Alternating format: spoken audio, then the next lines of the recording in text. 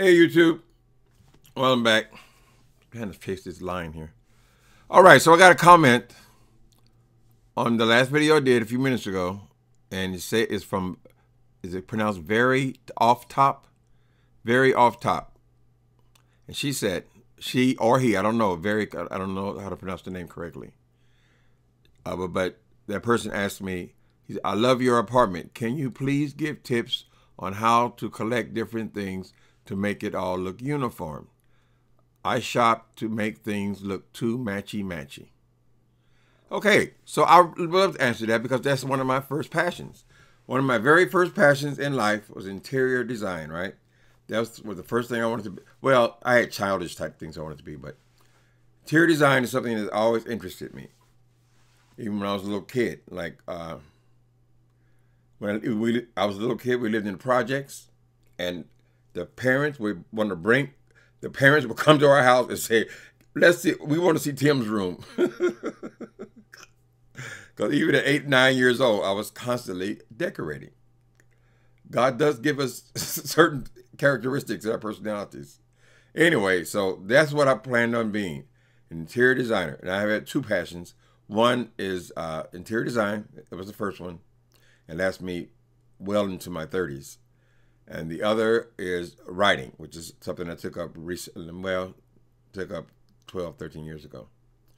So the first one was interior design. So I used to go around to furniture stores and look in windows since a very little boy. I mean, 8 and 9 years old, I was already doing that. So, but first myth about collecting and designing is it doesn't cost a lot of money. I'll tell you that. You want things to look like it costs a lot of money, but really not. So my struggle was, I wanted to be a decorator when I was in my 20s. That was my passion. But I didn't seem to have the drive. And I also have this thing called dyslexia. So when I tried to go to design school, I was not able to keep up. It's something about, ironic, I've become a writer because something about writing, measuring, a lot of the cognitive things are confusing for me. So I couldn't get the some of the written type stuff and try to work full time, you know, pay my bills and all that kind of stuff. Anyway, so the design career never worked, never happened. I worked for decorators. I worked in the Pacific Design Center. I worked in LA and for a couple of other designer showrooms, but I was never able to make a living doing that. I had one job, this place called, it's owned by Pottery Barn. It's called By Design. And so that's about as close as I came. But that was my passion. I always had nice apartments and all that kind of stuff.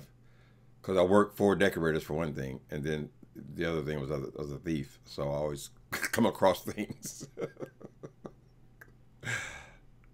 I know it's shameful. Anyway, so I ended up getting on drugs. So I kind of abandoned that career. Or that career choice. And of course I lost everything and ended up in jail, in and out of jail and all that kind of stuff. So when I got myself together 15 years ago, I got out of prison and I had absolutely nothing, right? No, not only not an apartment, I had nothing to put in an apartment, I didn't even have clothes on my back. I had to start from scratch.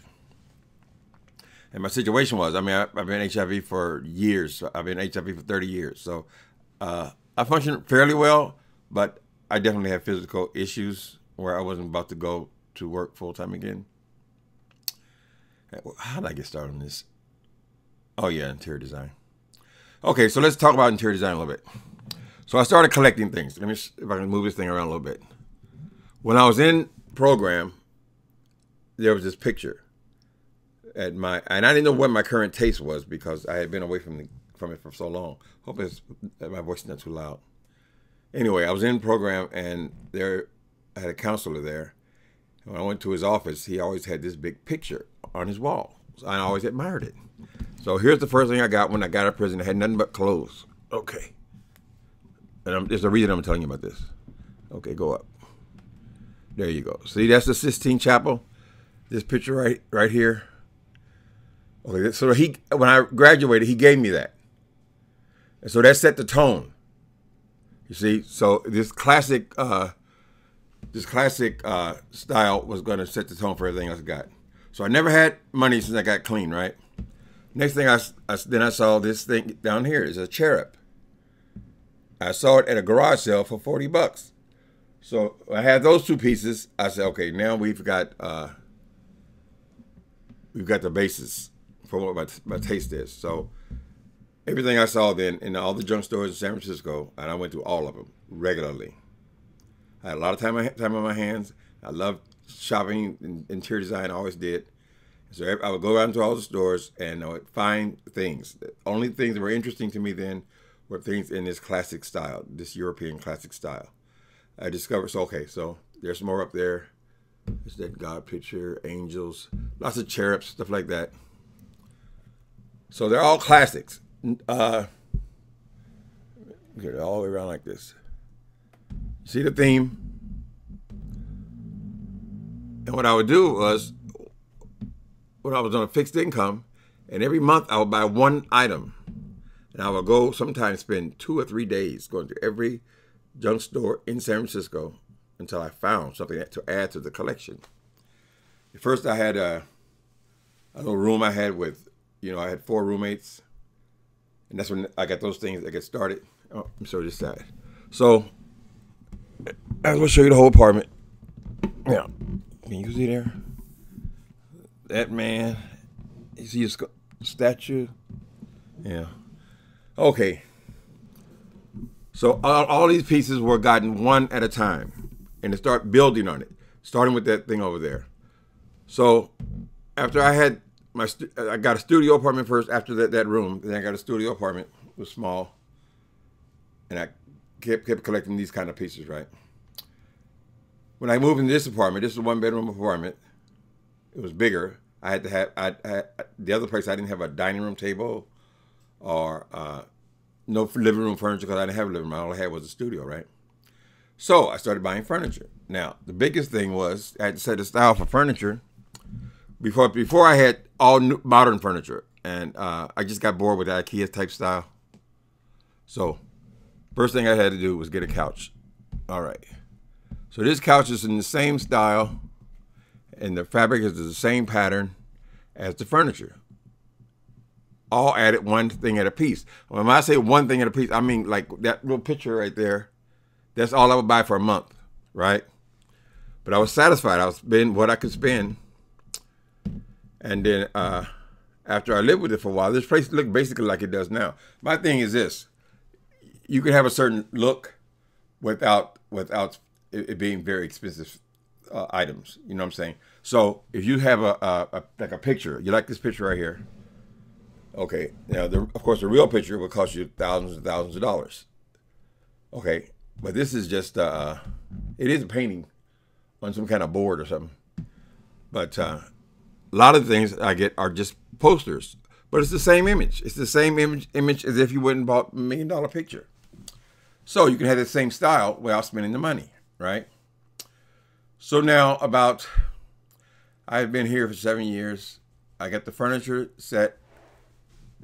Unfortunately, my big problem is I have a 1-bedroom apartment. I'm a person that probably should have a 5-bedroom house because I could decorate in infinity. Anyway, so what I discovered about furniture, that all the other furniture bounced off of this couch. First, I got the couch, and then only getting things one thing a month, dining table, and then the chairs. Chairs I discovered that I had to discover what I like now. Discover my taste. These 2 chairs, I saw those. They are French, right? So Louis the 15th, Louis the 16th, Louis the 17th. After I got those 2 from a Goodwill store, and they were $35 a piece. I went to the store. There was nothing in the Goodwill store, right? I went away, and on the way back home, my friend was driving me in a truck. I asked him to pick me up because I wanted to buy something. When I came back, 2 hours later, those chairs were there, and it was $35 a piece, right? So I discovered, okay, I love French chairs, but I hate French furniture. I don't like the couches and things like that are French. Just the chairs specifically. So that chair became that chair. And then a couple of days ago, it became this chair. This is my desk chair. You see what I'm saying? So they all bounce off one another. I'll get one piece and I was built on that. Most recently I got involved in was Asian. Okay, I said, okay, it's looking too godly in here. It looked like a temple or something, where everything's an angel or a cherub, right? So I said, I want to add something else, different element, mix it up some. I decided on Asian art because I like that as well. So those things right there, if you look at my last few videos, you'll notice that in pretty much each video, one of those things is not up there. That's because I'm still buying them one a month or one every 3. Well, I get Google money. Whatever I get from Google, I always go and buy something, right?